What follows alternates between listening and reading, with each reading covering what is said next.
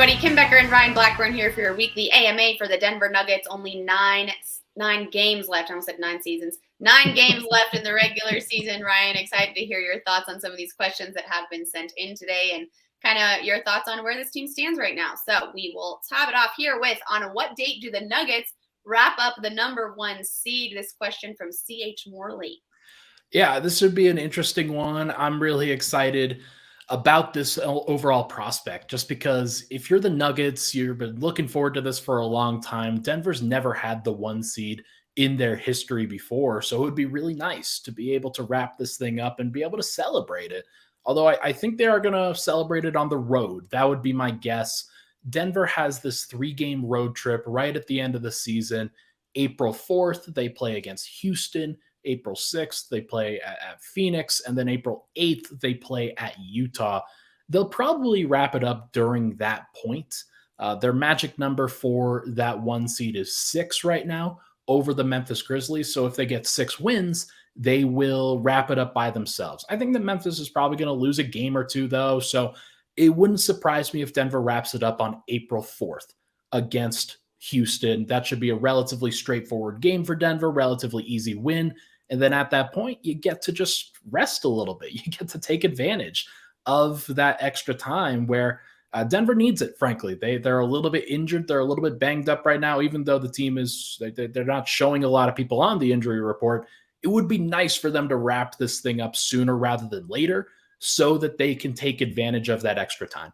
Well, on April 4th, it's not very far away. That's less than 2 weeks away. I mean, that's going to be an exciting thing if it happens, just right around the corner there. So awesome. Okay, this next question from Brig Adams. Do we think Jeff Green can ramp up his intensity and physicality for the playoffs, or is Jeff kind of relegated to a specialist role at this point in his career? Yeah, I saw this question and thought, yeah, this is one where I think Nuggets fans are pretty – I think they're pretty solid on this one, where they think that Jeff is probably not a part of the rotation. Mm-hmm. Michael Malone has argued otherwise, though, with what he's done and not playing Vlatko Čančar. He has instead played Jeff Green, who gives them a little bit more of an offensive option with that second unit. And they do need some offense. They need some scoring, and I think that's what Michael Malone is looking for. The problem is that Jeff really doesn't do anything else right now. He's not a great defender. He's not a rebounder. He's not a passer. He doesn't really switch that well at this point in his career. There's a lot of, I think, ramifications for having Jeff Green in that bench rotation, because while Denver does have some good moments while he's out there, while he's definitely a dunking specialist at this point where he can go down the court, he flies over everybody and absolutely slams it. There are too many possessions during a game where I think that intensity and physicality that Brig Adams is talking about here, I think that really shows its head. So I think that he can ramp it up. I think that we've seen it a couple of times this season against Memphis, notably, where he really ramped up his intensity in that game in a must-win situation for Denver. Jeff Green showed up. And that's an important thing for Denver, where you need to know the guys you can trust coming off the bench.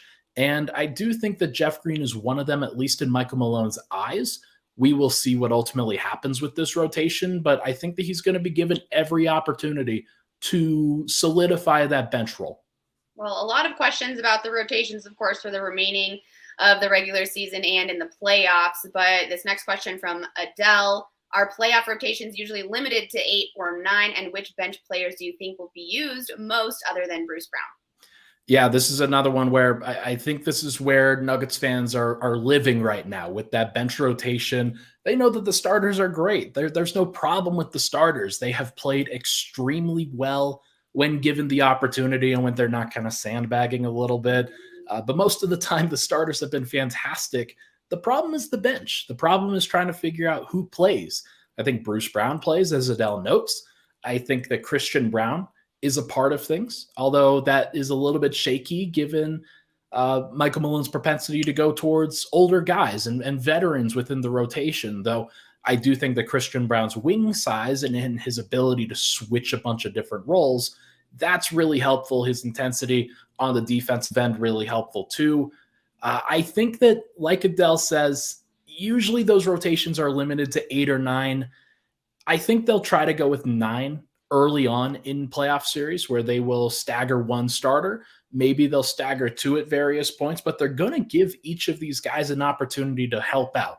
Because the most important thing for the Nuggets, and at least for Nuggets fans to really understand, is that the playoffs are long. The playoffs are a long, long grind of a time.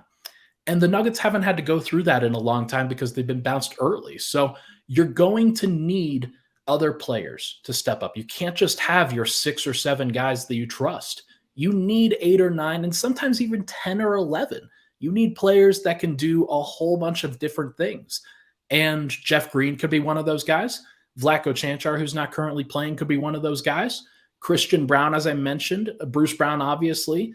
And then you could go into Zeke Nnaji, Thomas Bryant. Like there's a lot of other players that we could reference here that could be helpful. Reggie Jackson, I didn't even mention. There's a lot of guys that could help out in a playoff series, but we just don't know yet. And there's going to be a lot of time to figure out.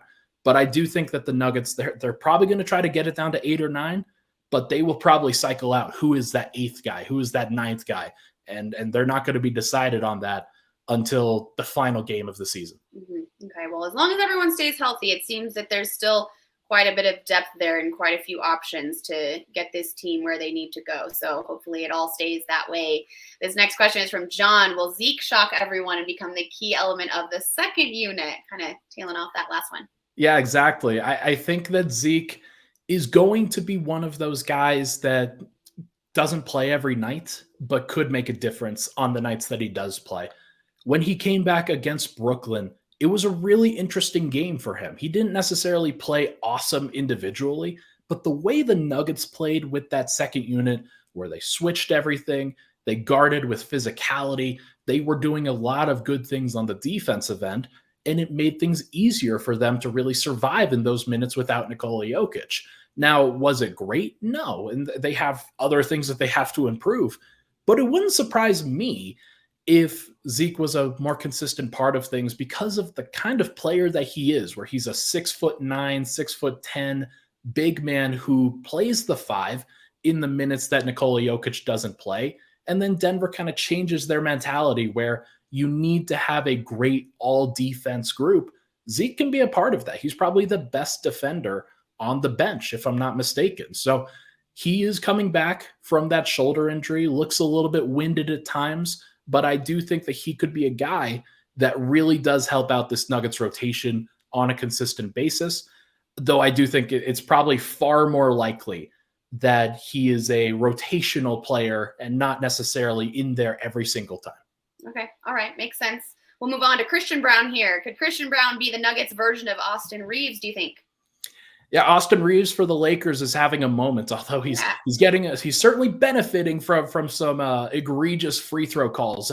That would be something that the Lakers, I think, frequently benefit from.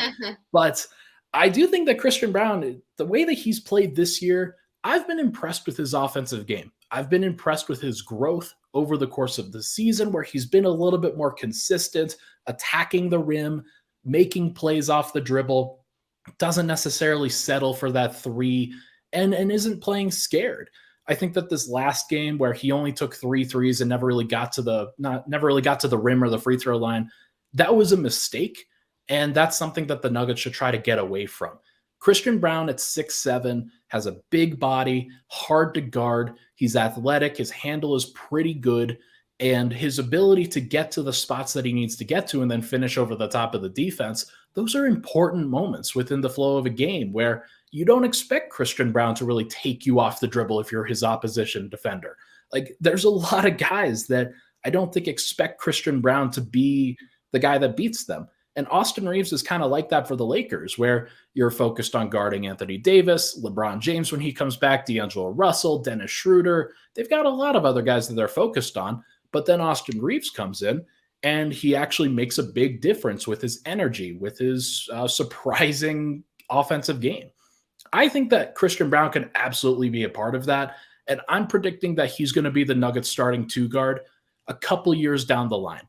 Maybe not this next year, maybe not the year after, but within the realm of his rookie contract, I think he's going to be a guy that develops into somebody that the Nuggets need to play, and they're going to want to play. as often as they possibly can. So we'll see whether that actually turns into something. But I like Christian Braun. I think he's going to be really, really good in this league for a long time. Mhm. And maybe he has a moment like Austin Reeves. Mm-hmm. I like Christian Braun too. And I also like what you said. He doesn't play scared, because I think that's such a huge difference in some players. When you can see the confidence oozing out of them and see that they're not playing scared, it really makes them have a very bright future. I think you can tell that they're settling into what they need to do, and there's not many outside factors affecting them. So I do really like that about Christian Braun as well. Glad you mentioned that. That was a good point there. We've got two more questions before we wrap this one up. This one's interesting. I like it. I'm excited to hear what you have to say. Will Nikola Jokic play 40 minutes every game in the playoffs if needed? The short and easy answer is yes, absolutely. There's no doubt about it. Jokic hasn't played a ton of 40-minute games this season, but the good news is that he hasn't had to. Yeah. Denver's been okay enough in those bench minutes. I mean, they've still been bad, but for the most part, the starter minutes have been so dominant that they haven't needed to play him 40 minutes all the time. They've just needed to play him about 34 to 37 minutes. Can he get up to 40? Absolutely. Will he play over 40 in those games if need be? Absolutely. There have been times where he doesn't come out of the game in playoff games in previous years. I do think that the Nuggets and the way that teams attack him, they're going to want to try to get him as much rest as they possibly can, because with the way that, like especially Golden State last year, they were running him ragged on defense. They were doing their best to play him as many like during all of his minutes. They were going to run every single action involving Jokic. They're going to have him defend at the rim, going to have him defend at the 3-point line. They're going to do everything they can to make him work so hard on that end that it's going to be harder for him to score. Now, he could still score, and he did a great job last year, but it takes so much energy in order to do that. So I think that there will be times where he doesn't have to score as heavily in the playoffs this year, where Jamal Murray's back, Michael Porter's back. Denver just has a better, healthier rotation going into the playoffs. Knock on wood. I do think that as long as everything kind of goes according to plan, Jokic won't have to work as hard within each of those individual minutes, and then he'll be able to play more of them. And that would be a great thing for the Nuggets. As long as he's out there on the court, Denver has a chance in every single game. And the more often that he plays, he will, the Denver's going to win. And Michael Malone knows that. He's going to play him the distance if he has to in some of these games. 42 minutes, 45 minutes, 48 minutes. He might play him the entire game. Yeah. Well, hopefully he stays healthy, knock on wood, right? Because if you're going to be playing him that much, and if we're going to be needing him, then we also need him to be healthy. So that's also something to think about there. But also love it, though. That's a great one. And oh my gosh, I just can't imagine playing 48 minutes of a basketball game. So praise to Nikola Jokic if we don't give him enough. There's some more. We've got one more question to wrap this one up. This one's from Jamal, and he wants to know your personal expectations for this Nuggets team during the playoffs. Easy. Championship. Yeah. It's got to be. You cannot have lower expectations than this. Denver has been the far and away best team in the West. Maybe not from a point differential perspective, but they have been in control so much that they have been able to waver over the course of these last couple of weeks and still have a 3.5 game lead. They've been great. And the teams that they play in order to get to the Western Conference and the NBA Finals are in the Western Conference. Yeah. They have to get through that group. And look, Kevin Durant is on the Phoenix Suns now, but he hasn't played yet. And the Suns are still looking vulnerable in the moments when he's not out there, which means that anytime that the Suns are without Kevin Durant on the court, then they're probably going to look vulnerable in those moments too. Right. So there's a lot. And like the Warriors, for example, they had to fight tooth and claw just to get one road win last night against the Dallas Mavericks, where they turned Jaden Hardy into Klay Thompson. Like, these teams are flawed. Yeah. Memphis Grizzlies, they're currently bringing Ja Morant off the bench to try to recondition him after his 8-game suspension. Like, all of these teams are flawed. Yeah. And for Denver, if the expectations for themselves are any lower than getting to the NBA Finals, then it's a fail. And if they don't get to the NBA Finals, then it's a fail. And once you get to the NBA Finals, if you are lucky enough to get there, then you just have to win a series against another elite team. And Denver can do that, whether it's against Boston, Philly, Milwaukee, whoever. Yep. They can do that, and they should continue to go that direction. I think that that's how their personal expectations are going to look, I think that they have those expectations for themselves too. Yeah. Oh my gosh. Okay. Well, good stuff there, Ryan. We appreciate it as always. To everybody listening in, thank you for joining us. We will be back next week for another Nuggets AMA, and man, oh man, we're only going to have a few games left after that one. So 9 games left in the regular season. Soak it up, Ryan. Enjoy it all. Thank you, Kim.